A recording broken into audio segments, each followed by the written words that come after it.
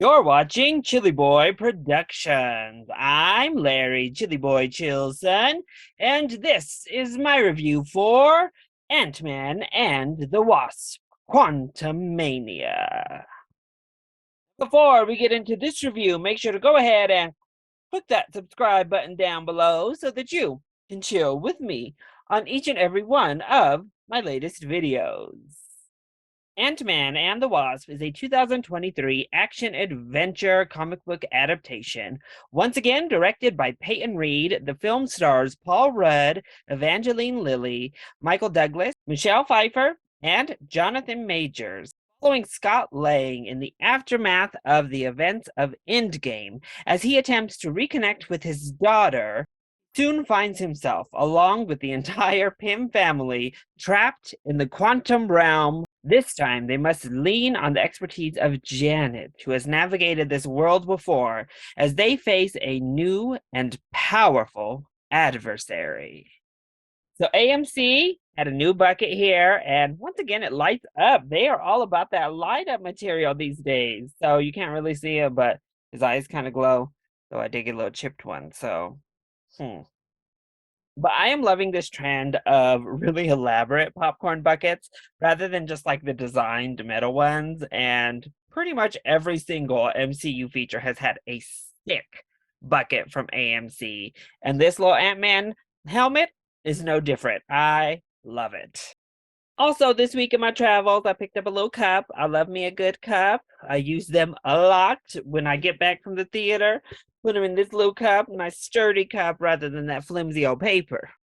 MCU is back with its first release of 2023. Now, admittedly, not the biggest fan of the Ant-Man films by and large. I think the first one is fun, it's funny.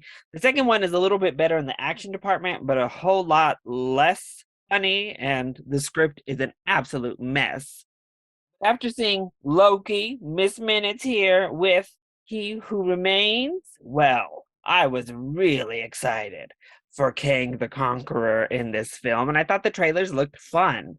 I was heading into the theater tonight optimistic and excited for the possibilities Quantumania brought forth. And ultimately, it's okay. It's not the worst thing I've ever seen by any means, but it left a lot to be desired. So let's go ahead and talk about the positives first. Came in ready for the Kang show, but I have to say, this was the Janet show. Michelle Pfeiffer stole the film for me personally. I love that we really kind of fleshed out her character more. We got to learn a lot more about Janet herself, and Michelle Pfeiffer kills it in this role. I was so glad to see her get to take on a more proactive role in the film because she has been so sidelined in her limited time in the MCU thus far. I also loved Michael Douglas. And if I'm being completely honest, we could have pushed Ant-Man and the Wasp out of the way and just gotten Hank and Janet because they were my favorite characters in this film. I thought Michael Douglas was having a lot of fun this go round. His connection with the ants is utilized in such a fantastic way. I just wish maybe he specifically had a little bit more screen time because we're split up between so many different characters. I also enjoyed the family bond that is really developed in the film itself. Scott Lang is a lovable character, played marvelously once again by Paul Rudd. And I like that we really delve into his shortcomings as a father and how they have affected Cassie, how they have affected his whole family. But Kang did not disappoint. Let me not try to downplay how great Jonathan Majors is in this role, particularly now that we're getting to see him play the different variants of this character. He's such a talented actor. He's so freaking intimidating. While it wasn't completely the Kang show for me as I anticipated, he more than lived up to the hype and expectation. I need to give a huge shout out to Gentora, who had the most badass weapon ever. The effects on that weapon were so freaking cool. Played really well by Katie M. O'Brien. I loved her character and honestly wouldn't mind coming back to see more of Gentora.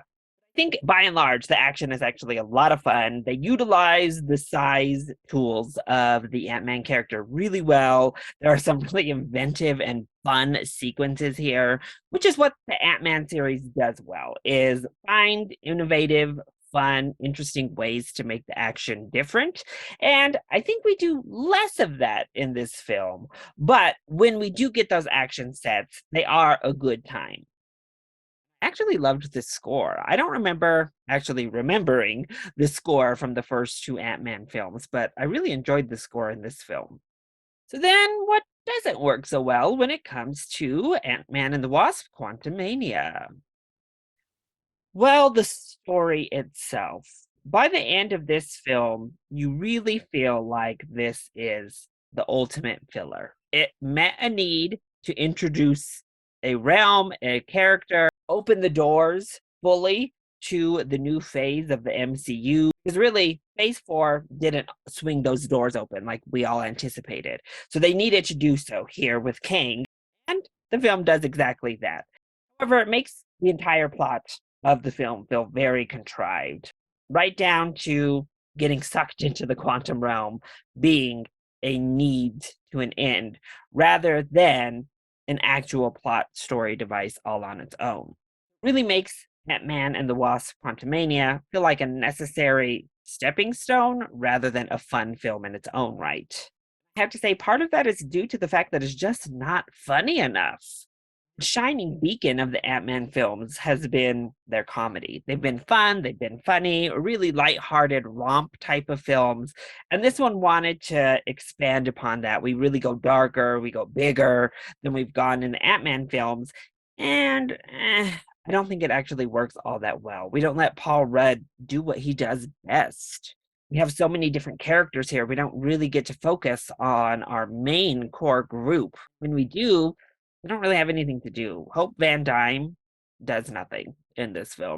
Ant-Man and the Wasp is just kind of there. She's really a secondary character, even to Janet, her mother. Speaking on Miss Hope, though, Evangeline girl, acting a damn fool. Well, it doesn't do good for the skin. I'll say that. Everything about Hope just didn't really work for me in this film. Evangeline's performance didn't really work for me. Nah. At least in the second film, her action set pieces were the highlight. Here, no. And then we have Cassie Lang, played by Catherine Newton. Not really sure why we brought Catherine Newton in after watching the film, if I'm being honest.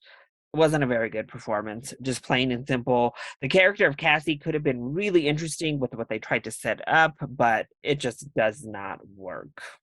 And then we get MODOK in this film. I'm just going to be real.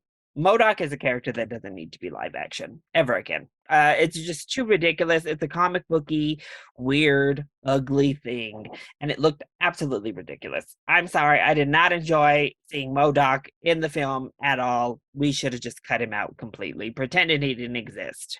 And by and large, the CGI is not that good in this film. There are some times where it looks amazing, and then others where it's like, woo, that green screen is screening all right.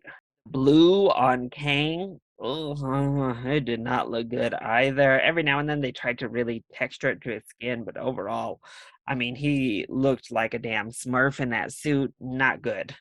Again, everything inside of it just felt contrived. So overall, Ant-Man and the Wasp: Quantumania, the good enough time, but it really kind of just feels like necessary homework to fully understand what's going to be happening moving forward in the MCU. How do we get to the next point? Well, you kind of have to watch Quantumania to know for sure. But as a film in its own right, and even as a film that is connective tissue from one phase to the next, it really just kind of falls short. Not only the previous Ant-Man films, but from the peaks of the MCU at large. Yeah, the start of phase five has me ready to go back to phase four already. I'm just saying. If you're an MCU fan, you're going to see Ant-Man and the Wasp: Quantumania. I think you'll have a good enough time. There are two post-credit sequences, both of them good, unlike some of the previous ones we've gotten that were pure garbage. It's fun enough. I don't regret seeing it by any means. It was a good enough time at the movies, which being an MCU and comic book fan is how I feel about any moderately good comic book film. It was good enough time. Really just kind of was hoping it would hit it out of the park.